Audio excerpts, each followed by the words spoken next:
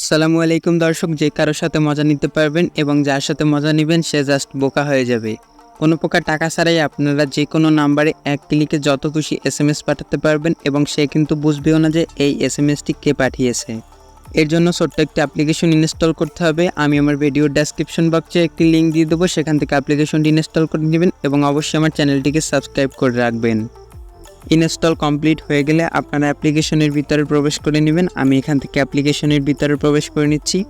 অ্যাপ্লিকেশনের ভিতরে প্রবেশ করার সময় দেখতে পাবেন এরকম ইন্টারফেস চলে এসেছে। এইটা হচ্ছে মেইন ইন্টারফেস।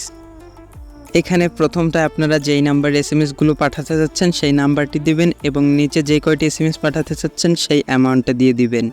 এরপর এখান থেকে জাস্ট সেন্ড বাটনে ক্লিক করে দিবেন।